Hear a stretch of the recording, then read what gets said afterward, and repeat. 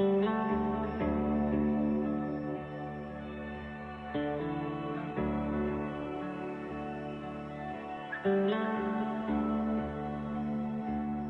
are various definitions of leadership. How do you define it? I look at a leader as someone who provides direction and guidance to his or her team. And a leader has to have a clear understanding of what the goals are that everyone is trying to accomplish or working towards, and also has to understand the nature of his team or her team. So that requires studying the people you're leading, and studying what drives them, what motivates them.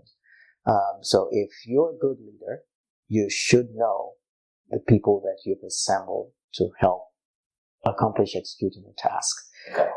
So it's important for leaders to take the time to first define what goals they're trying to accomplish, and know the team of the people they've assembled to be able to accomplish the task, whether you're in a church situation or you're in a business situation, or even as a family person. You all have to have goals that you define and you work towards those goals, but you have to understand the people that you're bringing along to help accomplish your goals. Right. So a good leader understands, one, how to guide, how to provide direction. Okay. So it means you have to be very clear in how you communicate the things that need to be done, but also needs to be able to understand what drives the team. What are the qualities of each member of the team that drives them towards working towards accomplishing the goal. What would you say is the difference between leadership and management in a business context? So a leader has to carry along the main goal and the main task of a leader is to be able to carry along people. So you're not so much the figurehead or someone who has a title and functioning as a leader, but which would be what management would be. It's just you have that title, but you have to be able to carry people along. And to do that, the best leaders tend to be servant leaders because they understand what drives the people they're leading. Right. Whereas the people who just instruct and say, go do this, go do that, this is your timeline and all that, they will be more of the management type, the people who, based on structure or hierarchy or basically what everyone's meant to do, right, they define their roles or their job task based on that alone. Okay. A leader must carry people. There's a big difference. Okay. Wow. In today's world of business, what does effective leadership look like? So effective leadership involves good listening, being able to act in a tactful way in dealing with situations. Obviously, any leader should be able to provide direction and provide guidance. Yeah. But being able to listen, understand the dynamics of what's going on at any particular time. So you have to be agile. Okay. And that's where tact comes into play. Yeah. In the world we live in today, we're faced with different challenges, whether it's, I'll just be blunt, whether it's race relations, whether it's our faith. Some people don't, believe or share the same faith, and some people, decide that they want to impose that on others, whether it's gender, whether it's, people from other cultures, so whatever you want to call that. So what does that mean as being an effective leader? We have a more heterogeneous society today. And so an effective leader has to be able to understand the team. Okay. So if you're a leader that's put in either an organization or company or business that requires you working with different kinds of people. Right. You have to be able to understand, so that means listening, that means enlightening yourself about how they function. Right. Because earlier we talked about leaders having the knack to understand, what makes their team function or effective. Yeah. So a good leader should take the time to understand the people and the dynamics of the team of people that he's leading, he or she's leading. That means we learn from different people. Yeah. You have mentors.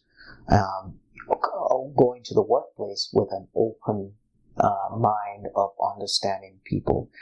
Always take the position of being a servant leader, because that also immediately puts you at a more of a listener than someone who is just instructing everybody else to do whatever they want to do. Right. So the challenge today is being more agile, being able to listen, be very tactful. And this is in addition to already the providing guidance, and providing direction to the team that you lead. We've seen several examples of that in real life, whether in real life today, but let me just refer back to the story of Daniel. So Daniel was drafted as part of the people who were enslaved by the Babylonian king, Nebuchadnezzar, and taken into the king's court because of his wisdom, his physical abilities and mental abilities, and all the things that the king deemed fit for an advisor. So he'd already demonstrated that he demonstrated his abilities, to be chosen in the first place. But the next step is becoming a leader in a diverse society. They were taken away from their comfort zone in Israel and brought into Babylon, where this was a king that was obviously, paying attention to all these foreigners that he had brought in, but was looking for the best. So in a situation like that, Daniel was effective because not only did he hold his convictions true, he never deviated from his convictions, but he also was able to stand firm and speak the truth as it deemed, even if it cost, if it led to his death. So one of the things about being an effective leader in today's world is making sure, still hold firm to what you believe, but be very open to understand, and so Daniel was tactful in asking that, when he was told about food choices by the king's chef, he made a decision. He said, why don't you just test me? He was tactful about it.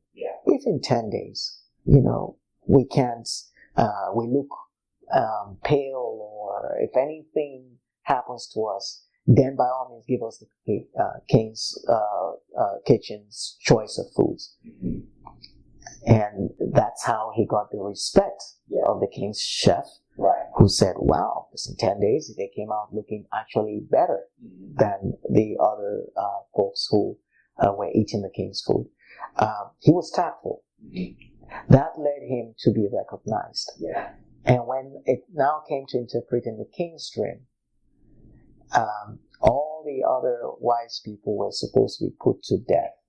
And when Daniel tactfully asked them, why are people being put to death? And when they explained the reason why, he said, why don't you just give me a chance to listen to what the king... And then when the king, when the dream was interpreted to the king, he made it clear, it's not my wisdom here, but he acknowledged and gave credit to where his wisdom came from. So an effective leader must also draw inspiration from God. That's where all ultimate wisdom comes from. What would would you say is the difference between leading from power and leading from influence?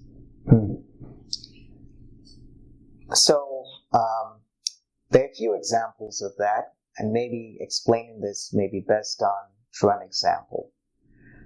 So, a leader that leads from power assumes that everybody would follow regardless of their own feelings, convictions.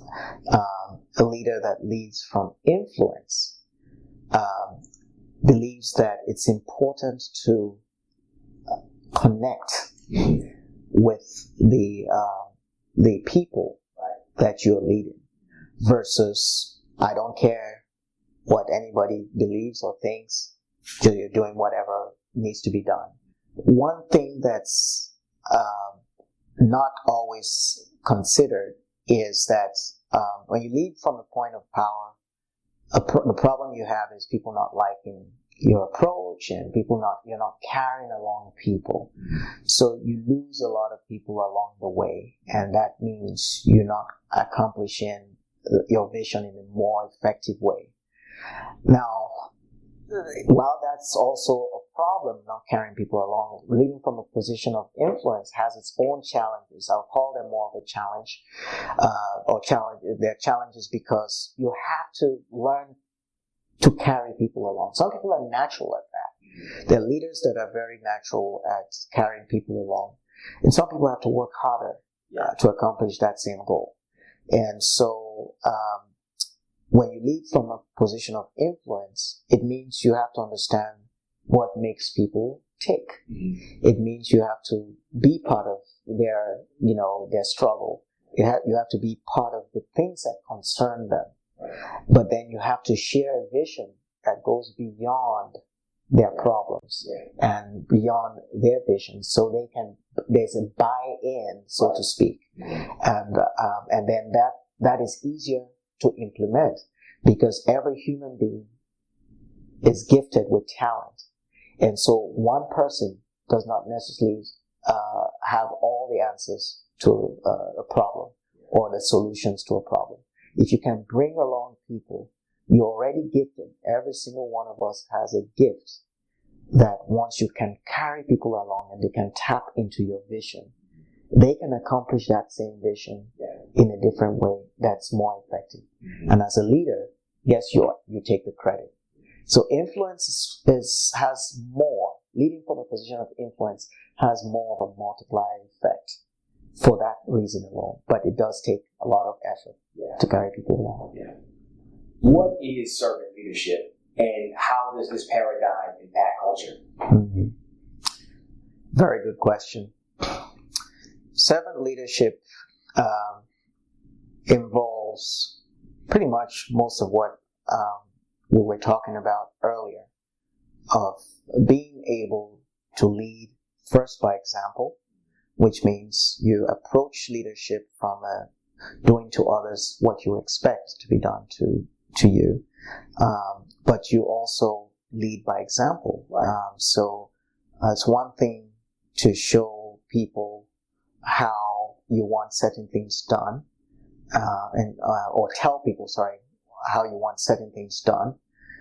There's another thing to actually show them. Showing them shows that if I can do it, then obviously you can do it. And but not to say that a leader has to do every single thing that he expects their followers to do.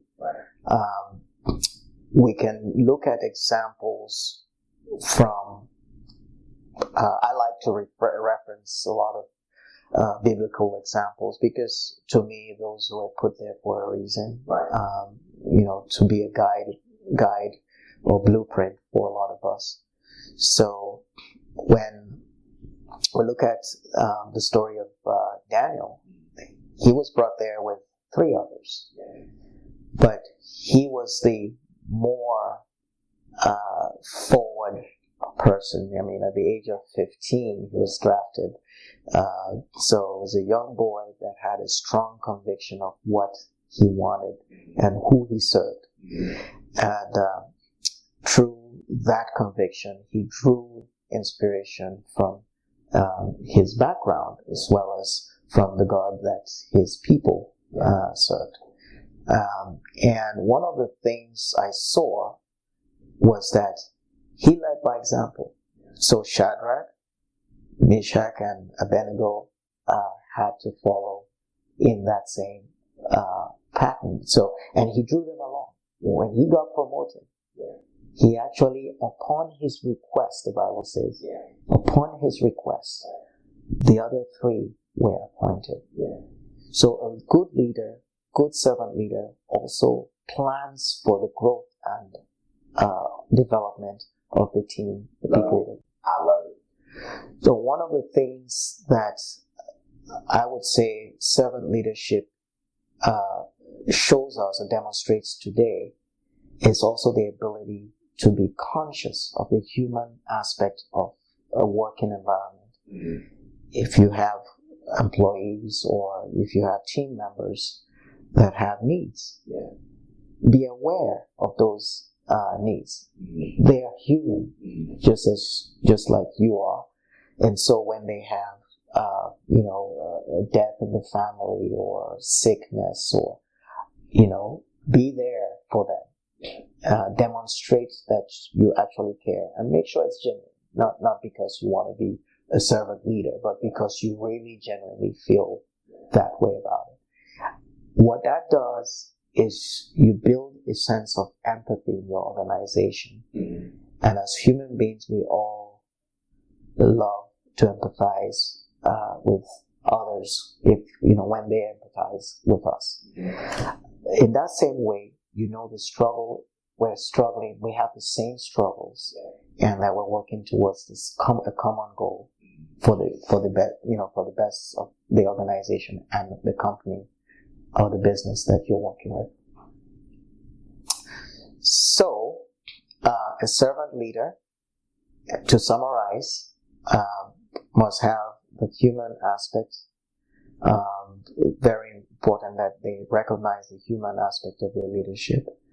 A servant leader must bring people or raise the next level or the next next level of leaders in the organization, and be able to empower them. That's one word that is often misunderstood. Empowering people means you equip them. And if you don't equip someone, then you're almost leaving them out to dry. And so when you equip someone, it means you train. It means you mentor. It means you show them the ropes, the same ropes that you have learned. And without any fear that they are taking your role, but because you know that overall, there's that trust that you've built, and you've connected with them as their leader, and that continues to grow. As you grow, they grow. So those are some of the qualities I would say define a servant leader. So let's say, for example, I'm trying to get to the next level professionally, try to move up, move higher up. What are some things that I can do or anybody can do to take the initiative to build next level leadership capacity? Practical things. Well, the first thing is that first understand the dynamics of the business you're in. Because to get to somewhere, you have to first understand where you are. It's almost like you go to the mall and you are here and you're trying to get to this other location mapped out for you. So understanding where you are is the first step. That means you have a personal vision. That means you identify what your strengths are and what your short-term, medium-term, and long-term goals are. Short-term could be anything under the first 12 months. Could be even 6 months. It could be 3 months, depending on what you define as short-term. The medium-term could be in 2 years. I want to be here. I want to be here. And in your long-term is a strategic goal that defines where you want to be in 5 years. So having a clear personal vision is very, very important. You do that because you want to make sure that as you go through the journey, that you can identify those things that you said you wanted to do, and that you're accomplishing those things. So that's number one. Number two is equipping yourself, training yourself. So there are a lot of resources out there today that help, whether it's online training, whether it's through a mentor. You want to make sure you have somebody who has gone through that journey and has a template that you can follow.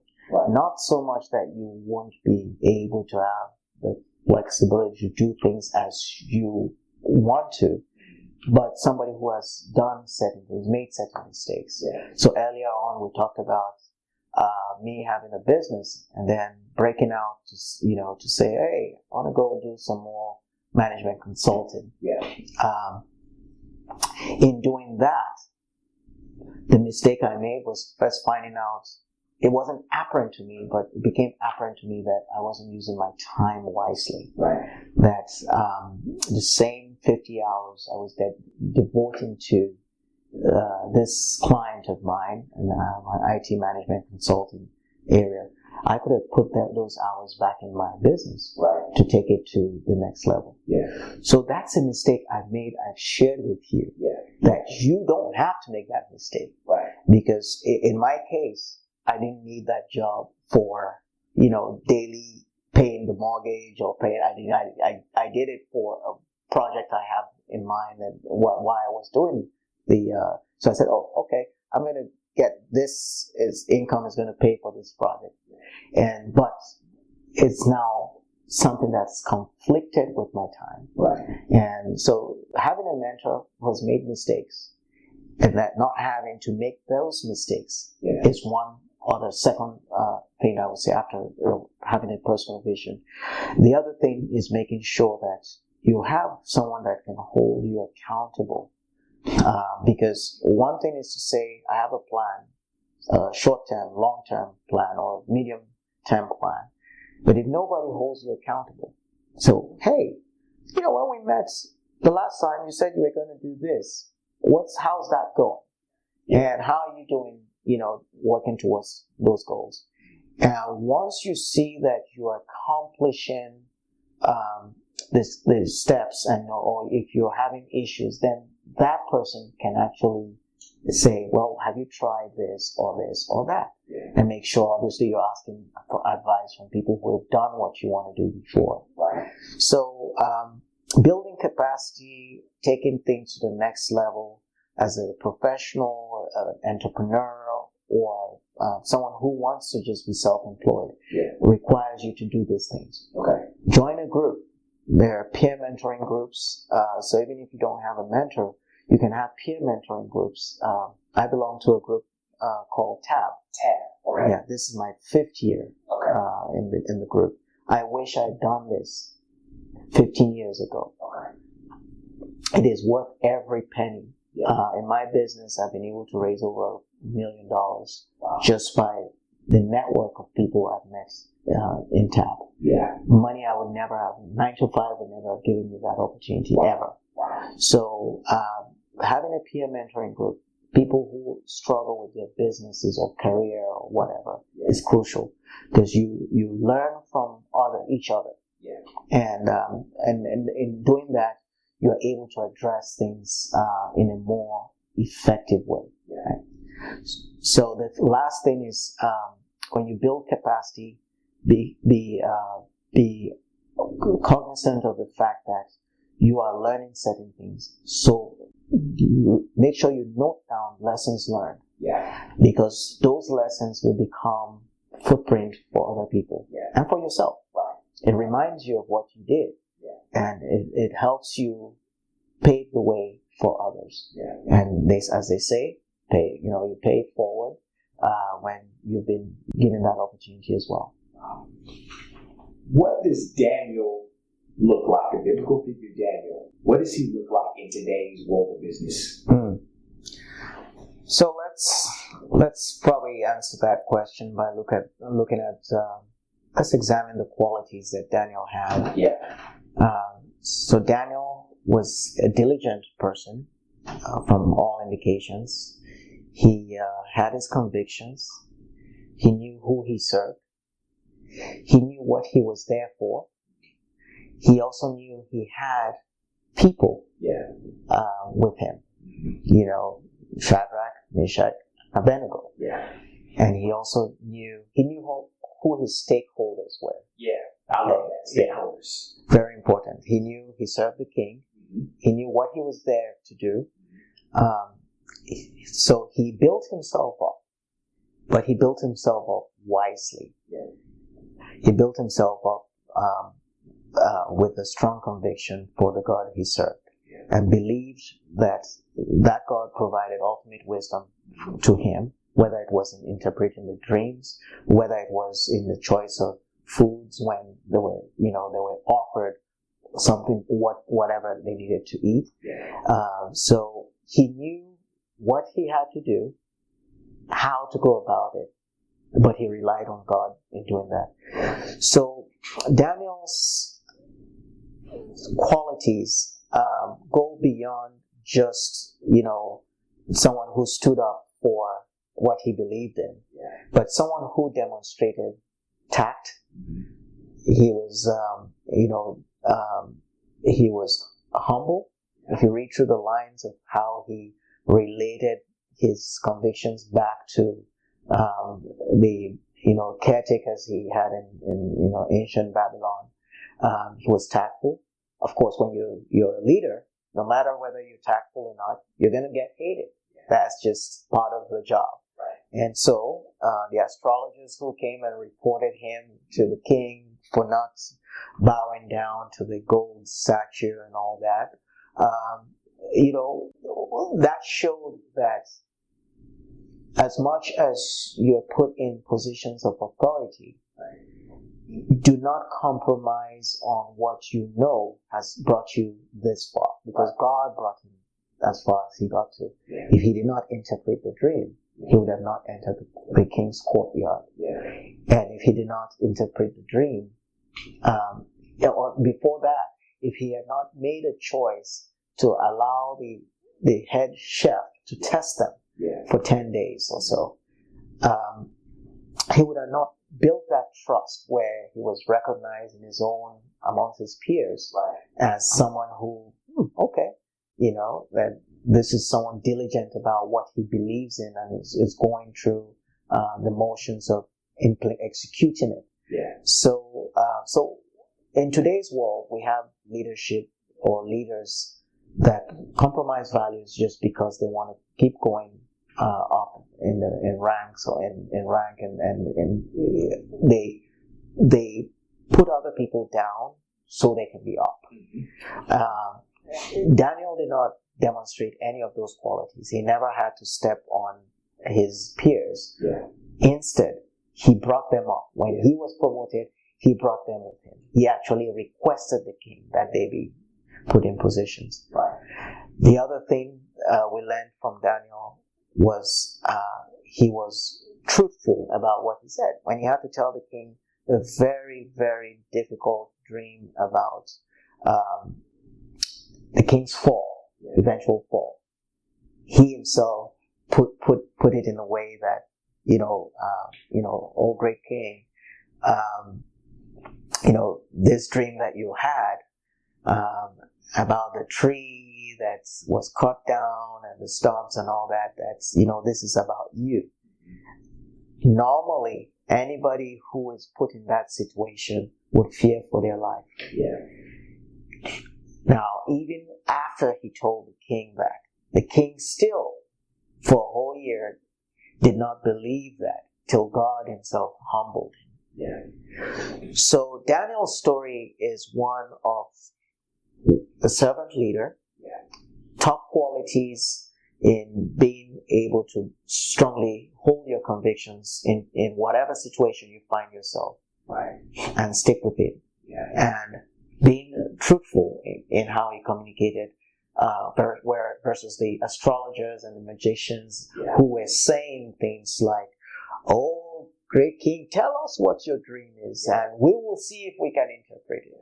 And the king already caught them, ahead of, the king is obviously wiser than they were, and said, "Nope, if you don't know, you're going to die." But Daniel was able to do that without even being told what the dream was. And God revealed that to him. And, which showed that he was confident even in the face of death. Because he would have died if he didn't, So those qualities remain true today. That as a good leader, stick with your convictions, be humble, bring people along with you, and have a strong belief that all wisdom will come from above.